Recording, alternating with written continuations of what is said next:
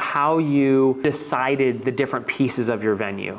I am around the age of most brides getting married. So that was kind of helpful because I'm on Pinterest, I'm on TikTok, I'm like seeing what brides want, but I'm also seeing what the different venues in the area have gotten right. And like another thing that I kept in mind was photography. So I like scroll through everybody's social media and I'd be like, oh, this is like really dark. Like I'm sure the photographer is not loving working here. Mostly just stalk Instagrams.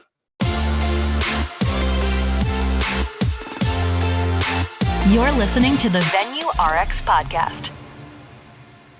What's up, everyone? Jonathan here with the Venue RX, and we are doing another one of our Real Venue Owner series shows today. And I love these. And you know I love these if you've listened to any of them in the past, because we get to talk to venue owners. We get to talk to people who are in the trenches, in the day-to-day, operations of their business. They have built their venue, they've bought their venue, they are hosting weddings at their venue. And regardless of where they're at in the life cycle, whether it's, a couple months in, a year in, or 10 years in, there's so many incredible things that we get to learn from them. And, we just get to learn more about this industry that we're in. And so again, if you haven't joined this show in the past, or this is your first time, my name is Jonathan, host here at the Venue RX. We do this Venue Owner series. We also create other bits of content today, but like I said, today is the Venue Owner series. And so I am so delighted and really honored to have you, Sarah, on our show today. Thank you so much for being here. Hi, Jonathan. Thank you so much for having me. Huge fan of the podcast. Love it. It's amazing. So helpful for us venue owners. Well, I'm so excited that you're on here. Like, you told me that, like, we turned on the recording and then you were like, I've listened to your show, and I love that. Like, it's really encouraging to hear that. And I'm excited to, maybe even later pick your brain a little bit more about the type of stuff that you want to hear more about. So that's really cool. Sounds great. Tell me about your venue. It's Parker Pines. It's located in South Carolina, correct? Yes, Atlanta, South Carolina. Can you kind of give us an intro story? Like, I love a good origin story. So like, where do you, like, how do you get started in the venue business, and where are you at right now? So kind of take us back a little bit. Yeah, so it's an interesting story. So back in 2015, my dad is in construction, so that's very lucky for when you're building a new venue. He had a banker friend call him and was like, there's this land for really cheap. It's kind of in the middle of nowhere, but Dollar Generals are popping up. It's got a ton of lumber. You could buy it, flip it really fast for like 4 times the price. And he's like, sounds great. So I invested in that with my parents, and we used to just like go out there, ride 4-wheelers, have a good time with our family, like grill, go fishing. And there was this really rundown old barn on the front of our property. Since then, we've like remodeled it, and now it's our rehearsal barn. But it was really our goal to almost take that rustic vibe and have smaller events there, but that never worked out. So flash forward to 2018, I got married somewhere completely different, and it inspired me to do wedding planning. So I did wedding planning for about 2 years with my own company that I still have. And my dad was like, hey, I want a legacy. You're pregnant now and you want like consistency on where you work every weekend. Let's do a wedding venue. So me and my family teamed up and we built a venue from the ground up. Wait, so you had this property. This property was in the family since, you said you bought it in 2018? Or no, you got married? In 2016. Got it. Okay, so you had this property for a little while, but was there ever kind of a thought in your mind that, you wanted to do a wedding venue? I heard events in there a little bit on the barn side. Was that ever part of the equation for you guys? Not when we first bought the land, not at all. Okay. So we just thought it was going to be a quick flip investment property, but I found my passion in weddings, and my dad, with his construction knowledge, was willing to dive in with that with me.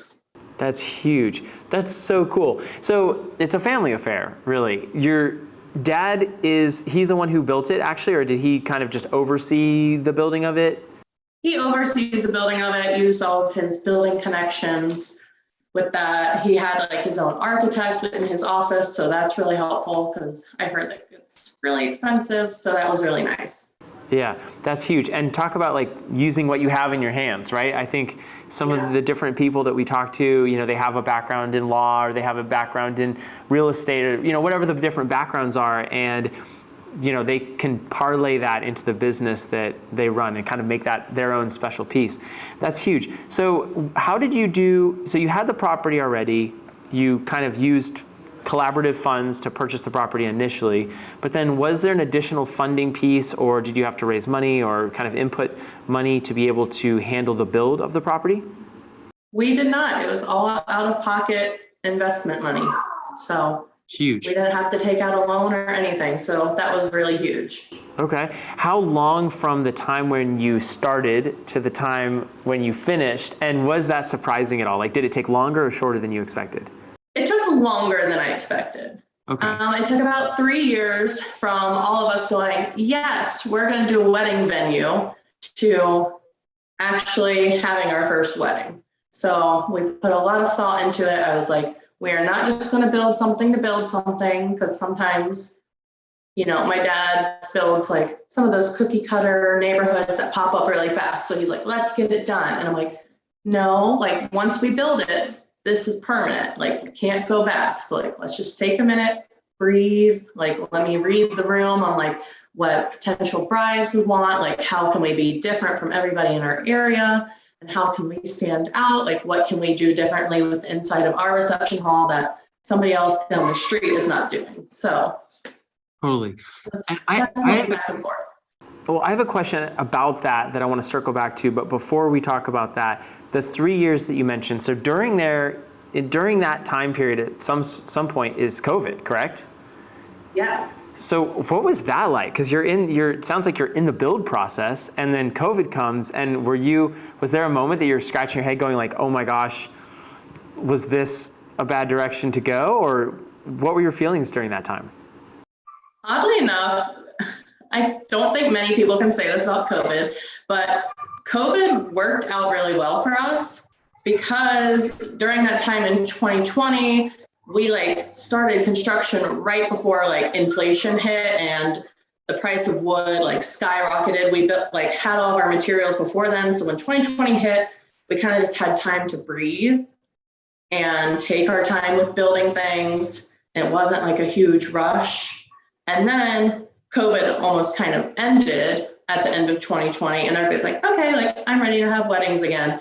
So because all the other wedding venues around us had to panic and move everybody's dates and postpone and cancel, we were like, hey, we have a foundation and a layout of like what we want to do. And I have like a mood board of inspiration and I have an open calendar. So we just started taking bookings. Wow, that's so true. You were totally at the right place, right time. Because with a lot of the folks who already had bookings, they had to move all those bookings for 6 months or a year. We're here in good old California where, the pandemic, depending on who you talk to, is still going on. But I think it's, different parts of the country, it ended a lot sooner, right? You have Florida, you have places on the East Coast, places in the Midwest that maybe it lasted a month or two, so different parts of the country certainly handled it different ways. But regardless, I think there was that, even if it was just a couple months, 3 months, 6 months, things like that, there was kind of this shifting of dates. As a result of that, how many weddings did you end up booking kind of in this first year? Because you guys have been open now just about a year, correct? Yes, we had our first wedding on October 2nd of 2021. And it was actually my first cousin, who's like my sister. So we basically gave her a wedding for free for her to be our guinea pig before we did it with a stranger, because she was going to be happy with anything. So that was good. The first real wedding was a family member. That's huge. When you had that first wedding, was it an emotional experience at all? Because you kind of you saw things coming to life that you had maybe just had in your mind so far? Or were you kind of on the other spectrum, like you were picking things apart because you're like, oh, okay, we have to fix that, we have to fix this, we need something else over there? What was your experience? It was almost like, it was a sigh of relief knowing that the stressful side of construction was over. So now we can just enjoy people starting to get married, and we don't have to worry about the doors, the metal building guy cutting out the doors the wrong size, or the plumbing guy coming in and crushing the septic tank the week before our first wedding. So. Oh my gosh, was this real thing? These are real things that happened? Oh yeah. Oh my gosh. What else? I mean, that's crazy. Was there like a moment of panic, or was it just like, okay, we know how to handle this?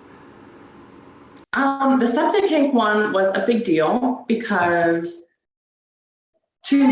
like almost 2 tons of concrete going underground is kind of no joke. So it's not really something you can just kind of like pop up real quick. But luckily my dad had a connection and he called him in a panic because we were like less than a week away from my cousin's wedding, which was our first wedding. And he's like, you have to do this. And he's like, I don't know if I can. He's like, you're just going to have to. Wow. So then ends up getting fixed. You guys are then off to the races. How many weddings have you actually had on property? October 1st, so here we are November 1st of 2022. So we're a year and a month from that. How many weddings have you had on property? We've done about 30 weddings. Wow, that's an awesome first year. That's so cool. And then we're already like booked completely for next year and for the spring of 2024. So it is crazy. Congratulations. That's so exciting to hear.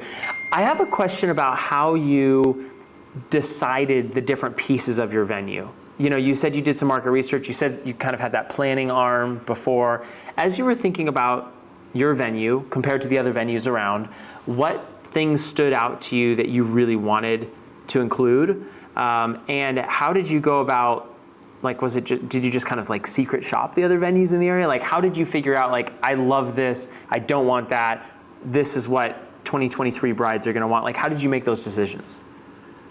Well, I felt like it was really, the helpful part was I am around the age of most brides getting married. So that was kind of helpful because I'm on Pinterest, I'm on TikTok, I'm like seeing what brides want, but I'm also seeing what the different venues in the area have gotten right and like how brides might want the rustic feel without feeling completely rustic. Yeah. And another thing that I kept in mind was photography. So I like scroll through everybody's social media and I'd be like, oh, this is like really dark. Like, I'm sure the photographer is not loving working here, or, you know, like they have a really small getting ready space. So I would just like mostly just stalk Instagrams. That's huge. Okay, so Instagram was a good place, and then just also putting, going on, you said TikTok, Pinterest. Yeah. Or just like looking at other people's websites. I didn't go to the venues, but I like looked around to see like what I wanted to do differently from them.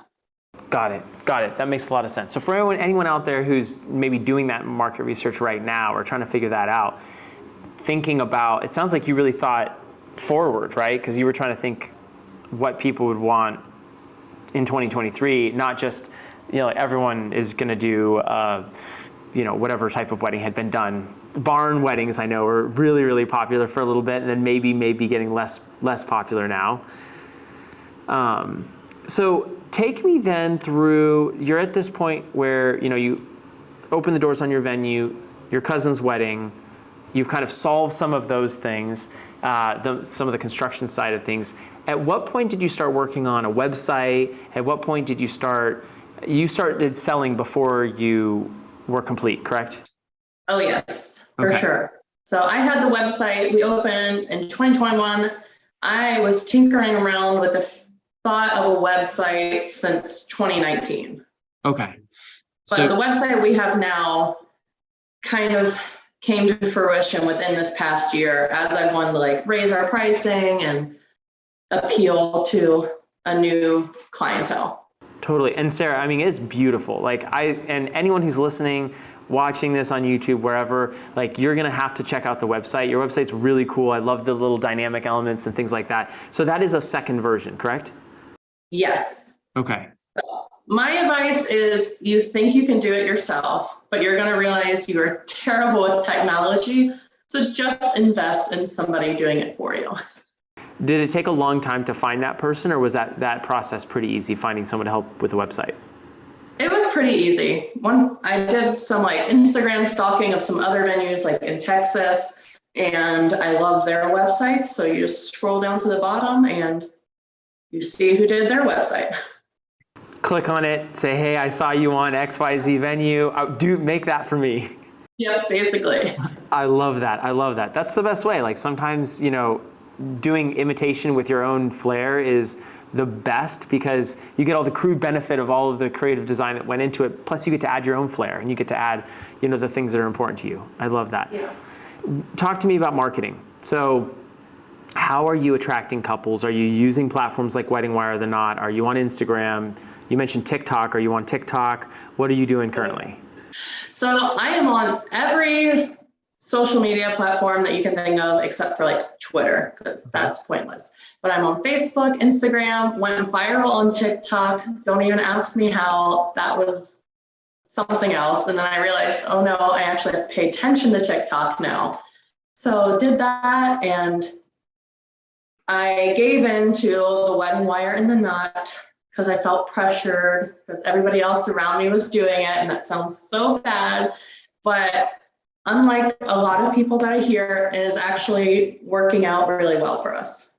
We are bringing in, since we are kind of like in the middle of nowhere type of vibes, on the border almost of North and South Carolina, we're pulling in, because of the Wedding Wire and the Knot, we're pulling in a bunch of clientele that wouldn't have found us otherwise.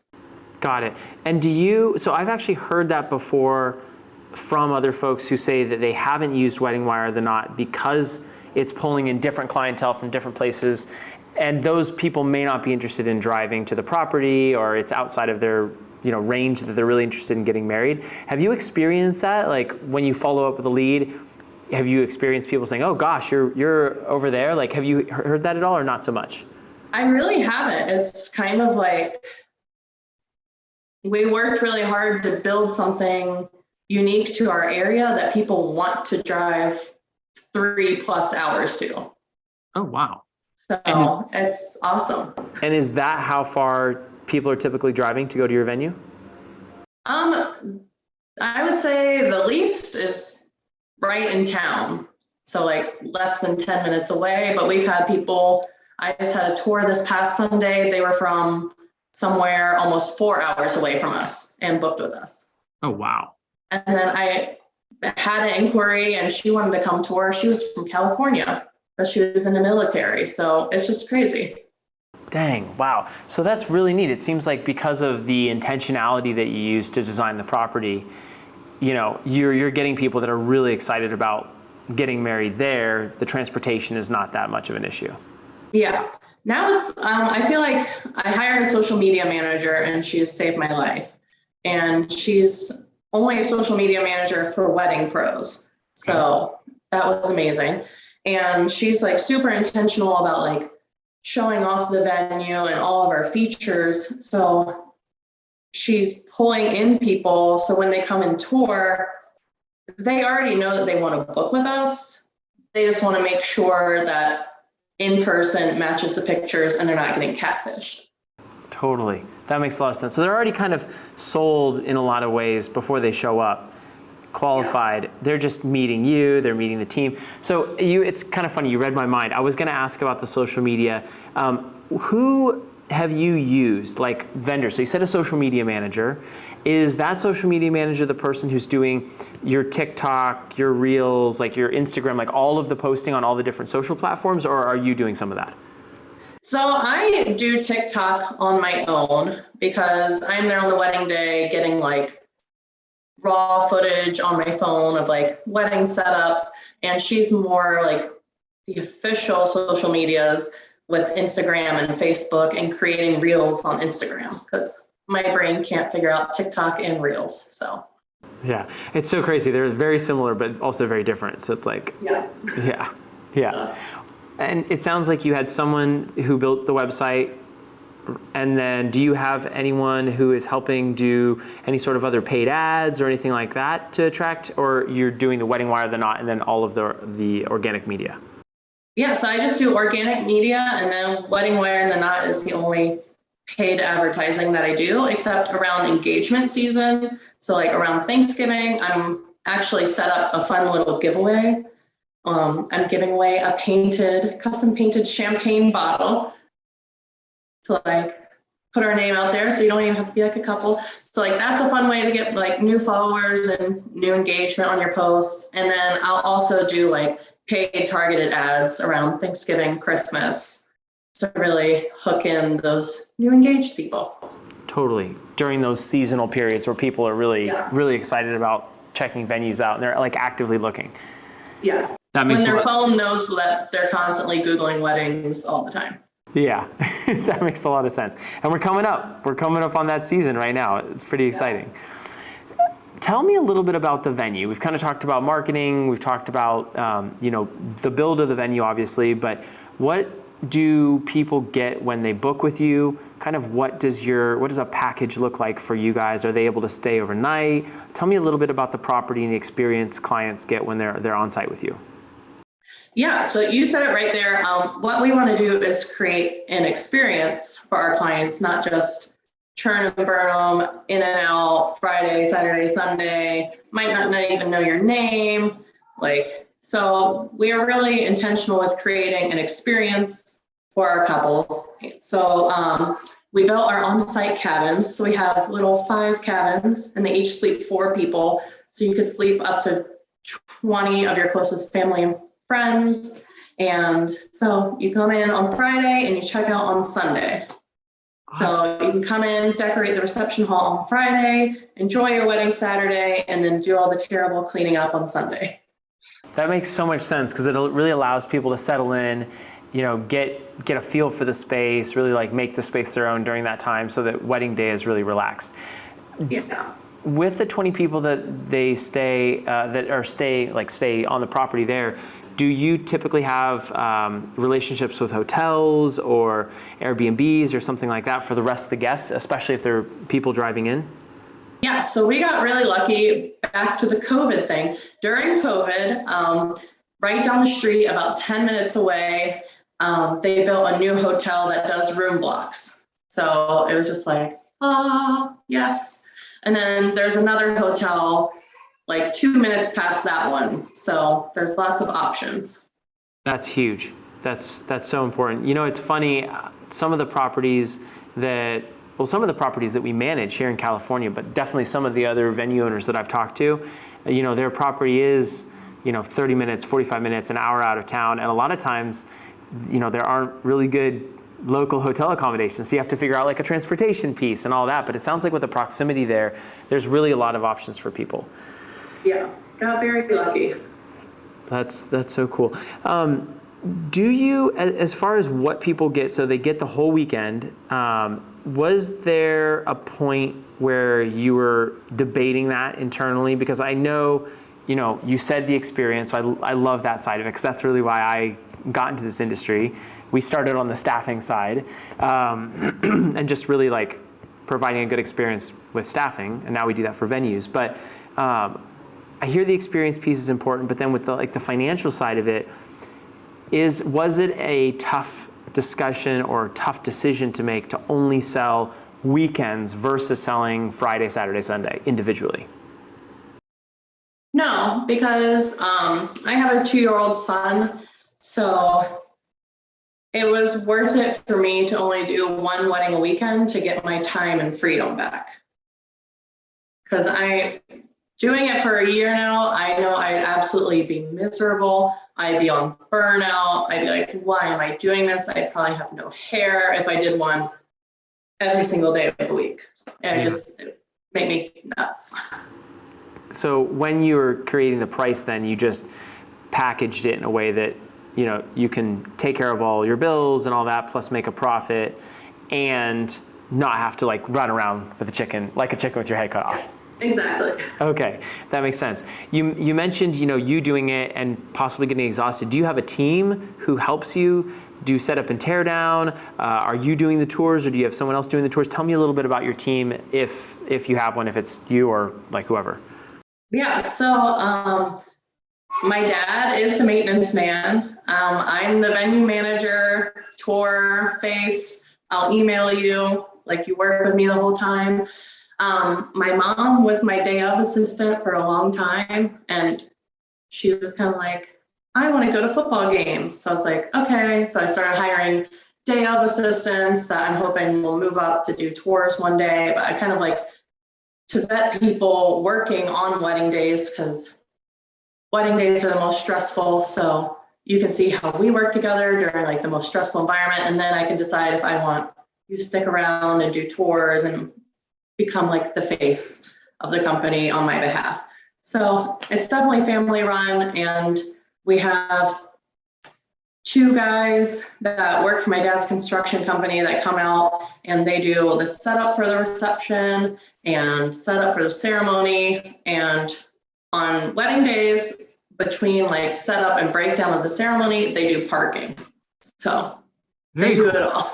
Yeah, and probably having a couple extra people like that on property. I know for any of our locations, like there's a security aspect to like not just open the venue to folks and just let them kind of do their own thing, but have a little bit of a sense of venue staff being on site.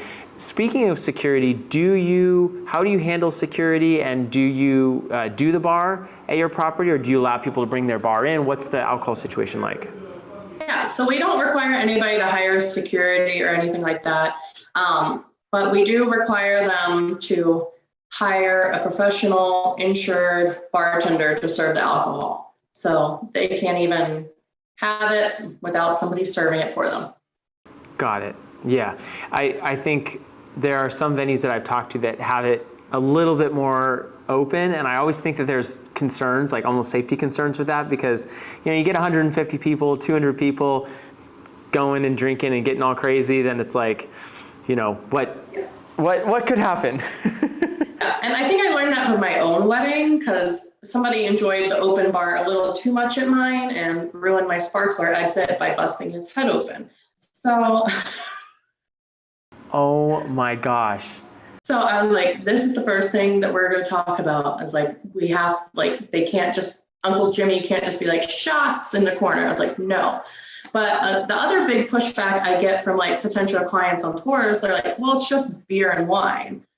And so I tell them, my mom and her friends could drink several bottles on a fun night each. I was like, I mean, beer and wine, you could get crazy on that. So I was like, don't underestimate it. So I'm like, you have to have a bartender. Like, I'm sorry, but you'll thank me later when something happens and you're covered.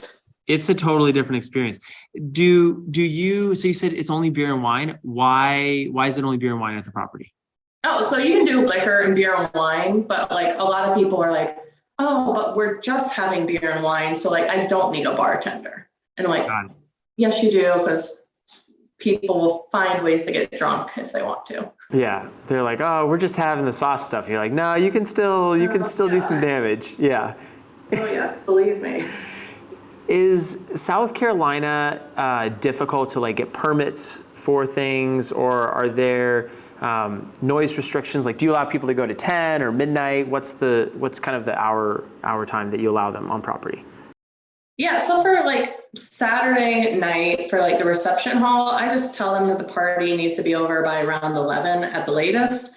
That's just because we are like 30 minutes is like the closest biggest city from us. So I just say it's for your vendors, because usually the DJ has this huge setup that he takes a couple hours to set up and break down. So I just don't want him like suffering until 2 a.m. trying to pack up his stuff.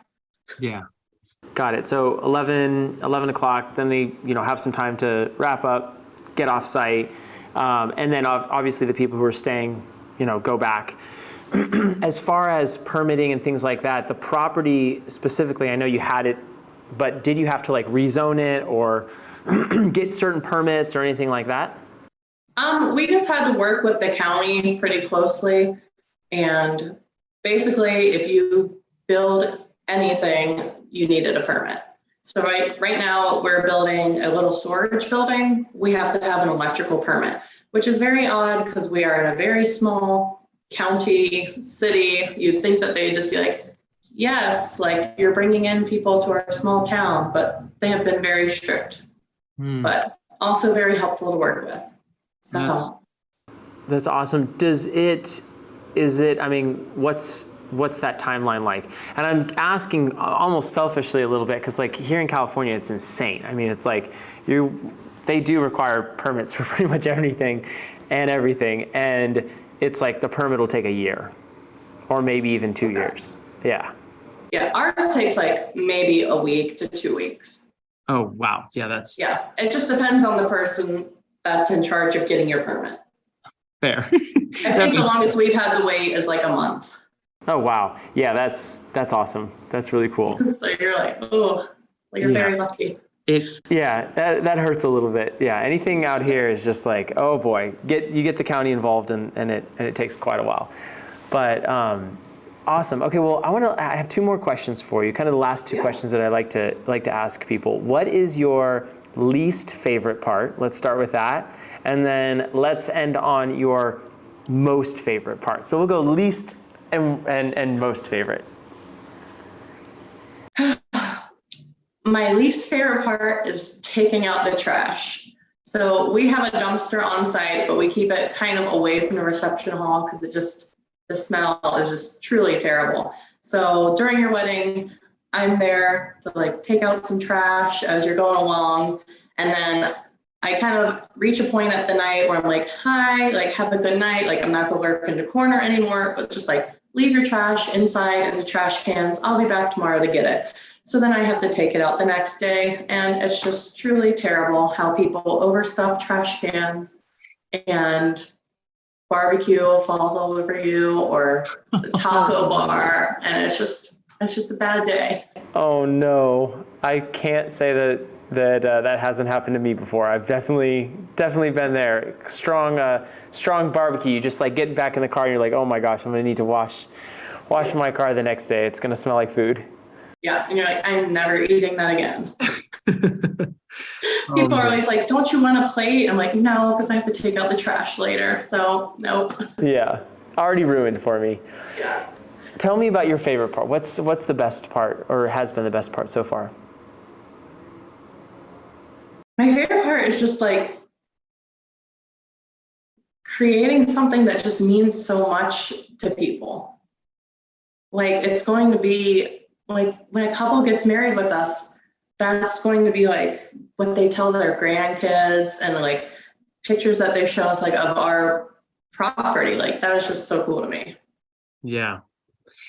That piece it makes it so surreal. Yeah. Just being a part of someone else's life in such a meaningful way. Yeah. Especially since we never got into this with the intent of like sharing it with other families and doing events. So, and it's just really cool. Like my dad like brought his truck one day for like a couple to take pictures with, and you could just see him taking pictures on his phone and he's like tearing up because it's just so cool. Yeah, that's so cool. I love that. It's really inspiring hearing your story and just like the way that you guys used what you had. You know, your dad was a contractor. It was like, hey, this makes sense. You had this property. You kind of put it all together, and the timing was incredible. And I'm so excited for you guys. Like, you know, just over your first year here, and with all the bookings and all the momentum going into 2023 now. Oh my gosh, I can't believe it's almost 2022 is almost over.